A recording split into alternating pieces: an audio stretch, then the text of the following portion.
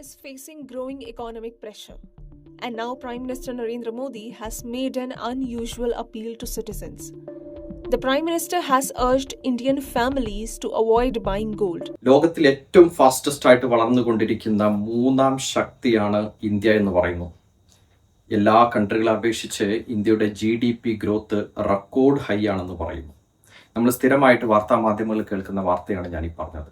എന്നാൽ മറു സൈഡിൽ ഇന്ത്യൻ പ്രധാനമന്ത്രി തന്നെ പറയുന്നുണ്ട്, നിങ്ങൾ പെട്രോൾ ഉപയോഗിക്കരുത്, ഡീസൽ ഉപയോഗിക്കരുത്, നിങ്ങൾ ഗോൾഡ് വാങ്ങരുത്, നിങ്ങൾ ഫോറിൻ യാത്രകൾ പോകരുത്, നിങ്ങൾ കോവിഡ് സമയത്ത് എങ്ങനെയാണോ വർക്ക് ഫ്രം ഹോം ചെയ്തത് അതേ സിറ്റുവേഷനിൽ വർക്ക് ഫ്രം ഹോം കണ്ടിന്യൂ ചെയ്യുക.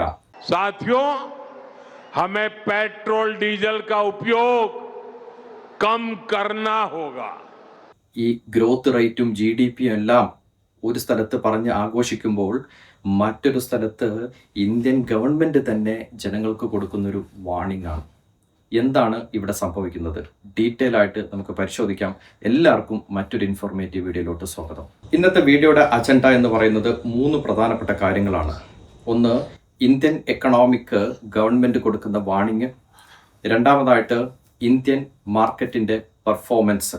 ഇന്ത്യൻ ഷെയർ മാർക്കറ്റിൽ ഇൻവെസ്റ്റ് ചെയ്തവർക്ക് തീർച്ചയായിട്ടും അവരറിഞ്ഞിരിക്കേണ്ടത് ഇന്ത്യ എന്തുകൊണ്ട് അണ്ടർ പെർഫോം ചെയ്യുന്നു. ഇത് ഞാൻ വെറുതെ പറയുന്നതല്ല, വിത്ത് ഫാക്ട്സ് ആൻഡ് ഫിഗേഴ്സ് വെച്ച് ഞാനിത് പ്രൂവ് ചെയ്ത് കാണിക്കാം. മൂന്നാമതായിട്ട് എന്തുകൊണ്ടാണ് ഗ്ലോബൽ ഇൻവെസ്റ്റിംഗ് വളരെ ഇമ്പോർട്ടൻ്റ് ആയിട്ട് വരുന്നത് എന്നുള്ളതും. ലോകത്തിൽ തന്നെ വളരെ പ്രശസ്തമായ മാധ്യമങ്ങൾ റിപ്പോർട്ട് ചെയ്ത വാർത്തയായിരുന്നു. കൃത്യമായി പറഞ്ഞാൽ ന്യൂയോർക്ക് ടൈംസും അൽ ജസീറ ചാനലും BBC ന്യൂസും അടക്കം ഒരുമിച്ച് റിപ്പോർട്ട് ചെയ്ത വാർത്തയായിരുന്നു ഇന്ത്യൻ ജനത ഫോറിൻ ട്രിപ്പ് പോകുന്നത് കുറക്കണമെന്ന് ഇന്ത്യൻ പ്രധാനമന്ത്രി പറഞ്ഞത്, ഗോൾഡ് വാങ്ങരുത് എന്ന് പറഞ്ഞത്, നിങ്ങൾ വർക്ക് ഫ്രം ഹോം ചെയ്യണമെന്ന് പറഞ്ഞത്. എല്ലാ മാധ്യമങ്ങളും ഒരേപോലെ റിപ്പോർട്ട് ചെയ്ത വാർത്ത. എന്താണ് ഇത്തരത്തിലുള്ള ഒരു മെസ്സേജ് ഇത്രയും ലാസ്റ്റ് മിനിറ്റിൽ വന്ന് ഒരു പ്രധാനമന്ത്രി ഇന്ത്യയോട് പറയുമ്പോൾ ഇന്ത്യൻ എക്കണോമി ഡെഡ് ആണോ എന്നുള്ള ചോദ്യം സാധാരണക്കാരായ നമ്മുടെ മനസ്സിൽ വരും. നിങ്ങളൊരു ഇൻവെസ്റ്റർ ആണ് എന്നുണ്ടെങ്കിൽ, അല്ലെങ്കിൽ ഇനി നിങ്ങൾ ഇൻവെസ്റ്റ് ചെയ്യാൻ പോകുന്ന ഒരാളാണ് എന്നുണ്ടെങ്കിലും ഈ കാര്യങ്ങൾ നിങ്ങൾ അറിഞ്ഞേ പറ്റൂ. Nifty 50 എന്ന് പറയുന്ന ഇന്ത്യൻ ഷെയർ മാർക്കറ്റിന്റെ ബേസിക് ഇൻഡെക്സ് 5 വർഷം കൊടുത്ത റിട്ടേൺ എന്ന് പറയുന്നത് 47%. ഈ നമ്പർ കേൾക്കുമ്പോൾ നമുക്ക് വളരെ അതിശയോക്തി തോന്നും. 47% റിട്ടേൺ എന്ന് പറയുമ്പോൾ ഒരിക്കലും നമുക്ക് പോസിബിൾ ആകാൻ പറ്റുന്ന ഒരു റിട്ടേൺ അല്ല. ഇത്രയും റിട്ടേൺ കൊടുക്കുന്നതുകൊണ്ട് എന്തുകൊണ്ട് ഷെയർ മാർക്കറ്റിൽ ഇൻവെസ്റ്റ് ചെയ്തു കൂടാ എന്നുള്ളൊരു ചിന്ത ഈ ഗ്രാഫ് ഗൂഗിളിൽ എടുത്തു നോക്കുമ്പോൾ ആർക്കും തോന്നാവുന്നതാണ്. പക്ഷേ ഇതിൻ്റെ ഉള്ളിലോട്ടൊന്ന് കയറി നോക്കാം. ഇതിൻ്റെ മീനിങ് എന്താണ്? കൃത്യമായ 5 വർഷം ഒന്ന് പുറകിലോട്ട് ചിന്തിച്ചു കഴിഞ്ഞാൽ 5 വർഷം മുന്നേ എന്ത് റേറ്റ് ആയിരുന്നു Nifty 50 ഉണ്ടായിരുന്നത്, അതിനെ 1.4784 കൊണ്ട് മൾട്ടിപ്ലൈ ചെയ്ത് കഴിഞ്ഞാൽ, ഞാൻ സ്ക്രീനിൽ കാണുന്ന പോലെ തന്നെ മൾട്ടിപ്ലൈ ചെയ്ത് കഴിഞ്ഞാൽ ഇന്നത്തെ വാല്യൂ കിട്ടുമെന്നർത്ഥം. അതാണ് 47.8% വളർച്ച കൈവരിച്ചു എന്ന് പറയുന്നതിൻ്റെ അടിസ്ഥാനം. നമ്മൾ പറയാറുണ്ട്, ഏതൊരു പ്രവൃത്തി ചെയ്യുമ്പോഴും നമ്മളെ കാലിൻ്റെ അടിയിലുള്ള മണ്ണൊലിച്ചു പോകുന്നത് നമ്മൾ അറിയാതിരിക്കരുത്. അതേപോലെ സംഭവിക്കുന്ന ഒരു കാര്യമാണ് ഇന്ത്യൻ റുപ്പിക്ക് വരുന്ന തകർച്ച. മിക്കവരും സംസാരിക്കാത്ത ഒരു ടോപ്പിക്കാണ്. 5 വർഷം മുന്നേ ഒരു ഡോളറിനെതിരെ ഇന്ത്യൻ റുപ്പിയുടെ വാല്യൂ എന്ന് പറയുന്നത് 74 രൂപക്ക് മുകളിൽ. എന്നാൽ ഇന്ന് 95 രൂപക്ക് മുകളിൽ. അതായത് കൃത്യമായി പറഞ്ഞാൽ ഇന്ത്യൻ റുപ്പിയിൽ വന്ന ഡിപ്രിസിയേഷൻ ഇന്ത്യൻ റുപ്പിക്ക് സംഭവിച്ചു എന്നർത്ഥം. എത്ര ശതമാനം ഇന്ത്യൻ റുപ്പിക്ക് ഡിപ്രിസിയേഷൻ സംഭവിച്ചു? 5 വർഷം എടുത്തു കഴിഞ്ഞാൽ 28% ഡിപ്രിസിയേഷൻ. അതായത് 5 വർഷം മുന്നുണ്ടായിരുന്ന 75നെ 1.28 കൊണ്ട് മൾട്ടിപ്ലൈ ചെയ്താൽ ഇന്ന് കിട്ടുന്ന 95 റുപ്പീസ് എന്ന് പറയുന്ന വാല്യൂയിലോട്ട് നമ്മൾ എത്തും. അതായത് 28% മൂല്യ തകർച്ചയാണ് ഇന്ത്യൻ റുപ്പിക്ക് ഉണ്ടായത് എന്നർത്ഥം. Nifty 50യുടെ റിട്ടേൺ നമ്മൾ കണ്ടു കഴിഞ്ഞു, 47% എന്നുള്ളത്. ഇതിനെ നമ്മളൊന്ന് ഡോളറിലോട്ട് കൺവേർട്ട് ചെയ്യുന്നു. ഞാൻ ഈ പറഞ്ഞ കാര്യങ്ങളെല്ലാം കൂടി ഞാനൊന്ന് ക്രോഡീകരിക്കുന്നു. നമുക്ക് 47% കിട്ടുന്ന സമയത്ത് ഞാൻ പറഞ്ഞു 5 വർഷം മുന്നത്തെ ഉണ്ടായിരുന്ന എന്ത് റേറ്റ് ആണോ ആ റേറ്റിന് നമ്മൾ 1.4784 കൊണ്ട് മൾട്ടിപ്ലൈ ചെയ്യണം. അതേപോലെ ഡോളറിലുണ്ടാകുന്ന ഡോളറിനെതിരെ ഇന്ത്യൻ റുപ്പിയിൽ വരുന്ന തകർച്ച എന്ന് പറയുന്നത് 1.28, അത് 28% താഴ്ന്നു എന്നർത്ഥം.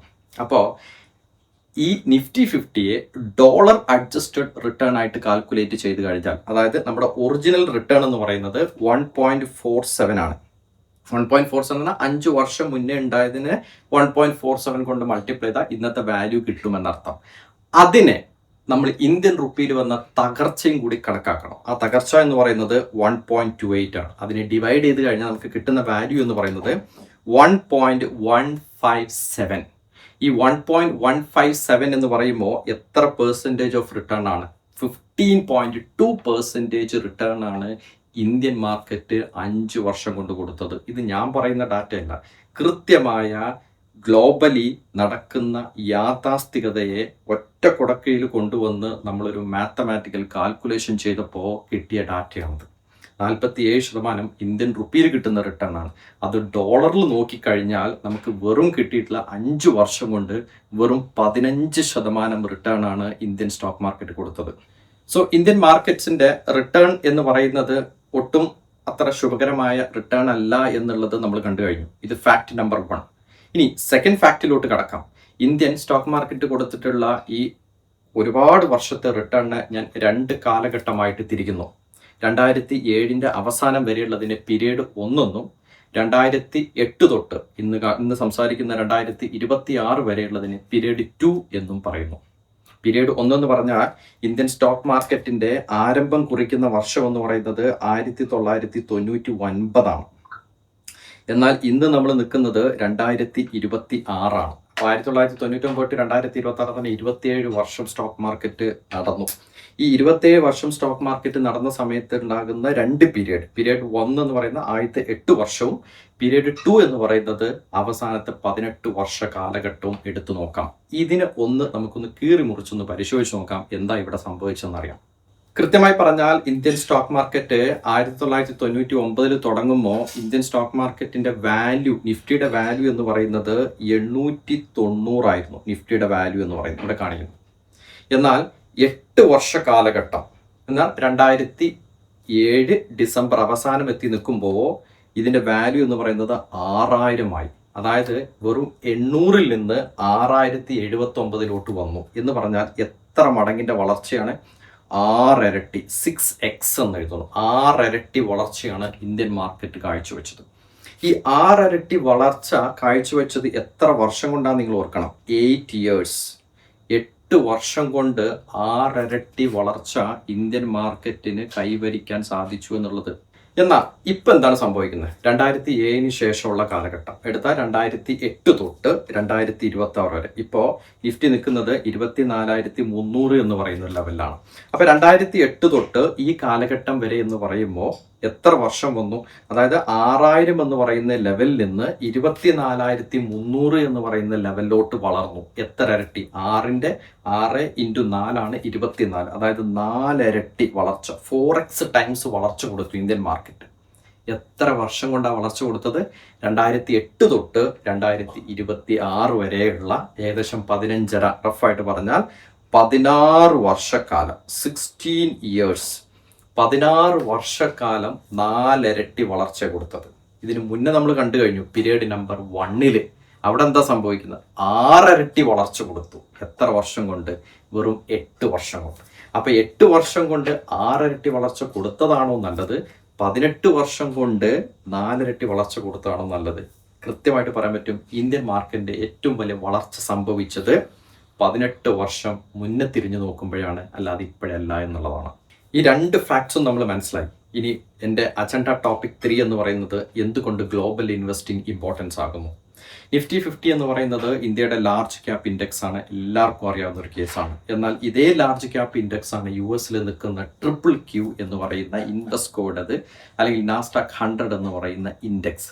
ഇതേ ഇൻഡെക്സ് ഡോളർ ടേമിൽ കൊടുത്ത റിട്ടേൺ നമ്മൾ അതിശയിപ്പിക്കുന്നതാണ്. 99.04% റിട്ടേൺ. ശ്രദ്ധിക്കേണ്ട കാര്യം, ഡോളർ ടേംസിൽ ഇന്ത്യൻ മാർക്കറ്റ് എത്ര റിട്ടേൺ കൊടുത്തു? ഇന്ത്യ കൊടുത്തത് വെറും 15%. ഞാനിവിടെ എഴുതുന്നു ഇന്ത്യ കൊടുത്തത്. ഇതേ സമയത്ത് ഇന്ത്യ കൊടുത്തത് ഡോളറിൽ 15% ഇൻ US ഡോളർ. ഇതേ സമയത്ത് എന്ത് സംഭവിക്കുന്നുണ്ട്? നാസ്ഡാക്ക് 100 കൊടുത്തത് എത്രയാണ്? 99%. നിങ്ങൾക്ക് ആലോചിച്ച് കഴിഞ്ഞാൽ മനസ്സിലാകും 15% നിൽക്കുന്ന ലെവലും 99% നിൽക്കുന്ന ലെവലും തമ്മിൽ എത്ര ഇരട്ടിയുടെ വ്യത്യാസമുണ്ട്. 6-7 മടങ്ങിൻ്റെ വ്യത്യാസമുണ്ട്. അപ്പോൾ ഈ കഴിഞ്ഞ 18 വർഷം നിങ്ങൾ പറയൂ, ഇന്ത്യയിലാണോ ഗ്രോത്ത് സംഭവിച്ചത് അല്ലെങ്കിൽ വേറെയുള്ള US മാർക്കറ്റ് പോലത്തെ ഗ്ലോബൽ മാർക്കറ്റുകളാണോ സംഭവിച്ചത് എന്നുള്ളത്. വീഡിയോയുടെ ഒരു രത്ന ചുരുക്കം പറഞ്ഞാൽ, ഇന്ത്യൻ മാർക്കറ്റിൽ മാത്രം ഇൻവെസ്റ്റ് ചെയ്യണമെന്നോ ഗ്ലോബൽ മാർക്കറ്റിൽ മാത്രം ഇൻവെസ്റ്റ് ചെയ്യണോ എന്നുള്ളതല്ല. പക്ഷേ എൻ്റെ ഒരു പേഴ്സണൽ വ്യൂവിൽ ഞാൻ പറയുന്നു, ഗ്ലോബൽ മാർക്കറ്റ്സിലാണ് വളർച്ച ഏറ്റവും കൂടുതൽ നിലനിൽക്കുന്നത്. 80% അല്ലെങ്കിൽ 70% ഗ്ലോബൽ മാർക്കറ്റുകളിലും 30-20% മാത്രമായിട്ട് ഇന്ത്യൻ മാർക്കറ്റുകളിലും ഇൻവെസ്റ്റ്മെൻറ്റ് ഫ്യൂച്ചറിൽ ചിന്തിക്കുക, ആ രീതിയിലുള്ള അസറ്റ് അലോക്കേഷൻ നടത്തുക എന്നുള്ളത് ഏറ്റവും ഇമ്പോർട്ടൻ്റ് ആണ്. ഇന്ത്യയിൽ നിന്നുള്ള ലിബറലൈസേഷൻ റെമിറ്റൻസ് സ്കീം പ്രകാരം $2,50,000 ഒരു ഇന്ത്യൻ സിറ്റിസണ് വിദേശത്ത് ഇൻവെസ്റ്റ് ചെയ്യാമെന്നുള്ള വളരെ വലിയൊരു ഓപ്പർച്യൂണിറ്റി നമ്മുടെ മുന്നിലുണ്ടാകുമ്പോൾ നമുക്ക് എന്തുകൊണ്ട് ഡോളറിലോ അല്ലെങ്കിൽ യൂറോയോ പോലത്തെ വളരെ സ്ട്രെങ്ത് ഉള്ള കറൻസിയിൽ ഇൻവെസ്റ്റ് ചെയ്യുകയും നമുക്ക് അതേ കറൻസിയിൽ തന്നെ അതിൻ്റെ റിട്ടേൺ എടുക്കാൻ പറ്റുമെന്നുള്ളതാണ് അതിൻ്റെ ഏറ്റവും വലിയൊരു പ്രത്യേകത. എസ്പെഷ്യലി ഗൾഫ് കൺട്രീസിലെല്ലാം നിൽക്കുന്നവർക്ക് ഇത് വളരെ വലിയൊരു ഓപ്പർച്യൂണിറ്റിയാണ്. കാരണം അവരുടെ റെസിഡൻസ് നിൽക്കുന്ന കൺട്രി സൗദി ആയാലും ദുബായ് ആയാലും ഖത്തറായാലും എവിടെയായിരുന്നാലും അവർക്ക് ഒരു ടാക്സ് ഇല്ല എന്നുള്ളതാണ്. ഐറിഷ് ഡൊമിസൈൽ ETF-കളും ഐറിഷ് ഡൊമിസൈൽ ആയിട്ടുള്ള ഇൻഡെക്സ് ഫണ്ടുകളും ചൂസ് ചെയ്യുന്നതിലൂടെ അവർക്ക് 0% US എസ്റ്റേറ്റ് ടാക്സ് ഒഴിവാക്കിക്കൊണ്ട് തന്നെ അവർക്ക് വളരെ പവർഫുൾ ആയിട്ട് ഇൻവെസ്റ്റ് ചെയ്യാനും ആ കിട്ടുന്ന പ്രോഫിറ്റ് മുഴുവനായിട്ട് എടുക്കാനായിട്ട് പറ്റും. പക്ഷേ ഇന്ത്യയിൽ നിൽക്കുന്നവർക്ക് ഡെഫിനറ്റായിട്ടും അതിൻ്റെ ടാക്സും കാര്യങ്ങളും ഉണ്ട് എന്നുള്ളതാണ്. പക്ഷേ ടാക്സ് കൊടുത്താൽ പോലും എന്തുകൊണ്ടും ഗ്ലോബൽ ഇൻവെസ്റ്റിംഗ് വളരെ ഇമ്പോർട്ടൻ്റ് ആണ്. ഓഫ് കോഴ്സ് ഗോയിങ് ഫോർവേഡ് 5-10 വർഷം മുന്നോട്ട് ചിന്തിക്കുമ്പോൾ ഗ്ലോബൽ ഇൻവെസ്റ്റിംഗ് ചെയ്യാത്തത് ഒരു റിഗ്രറ്റ് ആയിട്ട് നമുക്ക് തോന്നാതെയും ഇരിക്കട്ടെ. എല്ലാവർക്കും വീഡിയോ കണ്ടതിൽ ഒരുപാട് നന്ദി. അടുത്ത ആഴ്ച മറ്റൊരു ഇൻഫോർമേറ്റീവ് വീഡിയോ ആയിട്ട് വീണ്ടും കാണാം.